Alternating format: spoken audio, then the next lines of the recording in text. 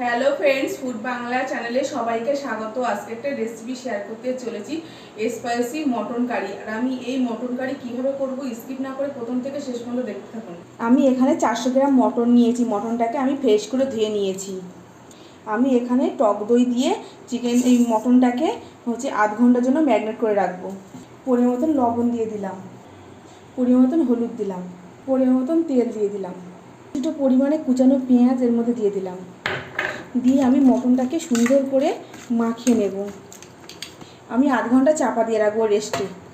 এই mutton curry করার জন্য আমি শুকনো লঙ্কা, গোটা জিরে, জায়িত্রী, গোটা গরম মশলা, লবঙ্গ একসঙ্গে ভেজে একটা মশলা বানিয়ে নেব। কড়া গরম হয়ে গেছে, এগুলো আমি দিয়ে দেবো।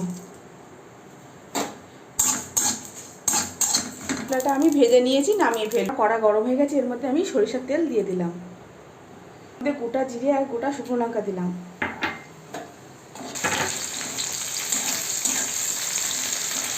এই মশলাটাকে পেস্ট করে নিয়েছি।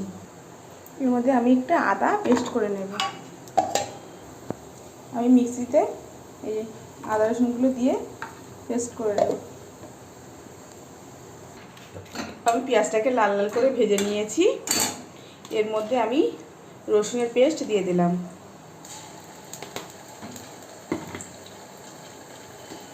পেস্ট দিয়ে দিলাম। আপনারা যেমন মটন নেবেন সেই অনুযায়ী আপনারা আদা রসুনের পেঁয়াজের পরিমাণটা বাড়িয়ে বা কমিয়ে দেবেন। পেস্ট করে রেখেছিলাম সেটাকে এর মধ্যে দিয়ে দেবেন। দিয়ে আমি সুন্দর করে মশলাটা কষিয়ে নেব। 1 চামচ আমি জিরের গুঁড়ো দিয়ে দিলাম। আমি লাল লঙ্কার গুঁড়ো দিলাম। আপনারা যেমন ঝালটা খাবেন সেই অনুযায়ী আপনারা বাড়িয়ে বা কমিয়ে দেবেন। 1 চামচ এর মধ্যে হলুদ দিয়ে দিলাম।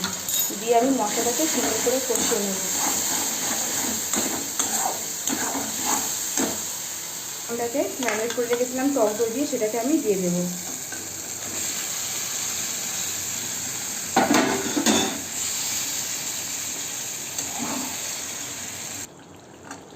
এইভাবে সুন্দর করে কষিয়ে দেবেন। আমি একটু আজকে মটন কুকারের মধ্যে দেবো না, এইভাবে হালকা করে কষাবো।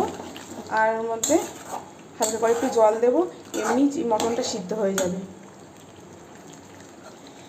আমার মটনটাকে আমি কষিয়ে নিয়েছি। এবার আমি আধ ঘন্টা পরে আসছি। আমি আধ ঘন্টা কুক করে নিয়েছি। এই দেখুন মটনটা কেমন সিদ্ধ হয়েছে। আর দই দেওয়া ছিল, কীভাবে তেলটা ছেড়েছে। আমি কিন্তু খুব কম তেলে দিয়েছি এর মধ্যে। আর মটনটা কিন্তু ভালোভাবে সিদ্ধ হয়েছে।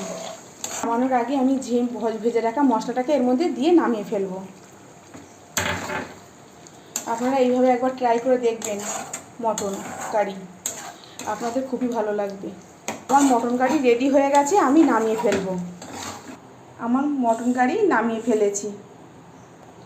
আপনাদের যদি এই রেসিপিটা ভালো লাগে, লাইক, কমেন্ট, শেয়ার এবং সাবস্ক্রাইব করবেন। যেসব বন্ধুরা ফেসবুক পেজ থেকে দেখছেন চ্যানেলটিকে ফলো করবেন। ভালো থাকবেন, সুস্থ থাকবেন। ধন্যবাদ।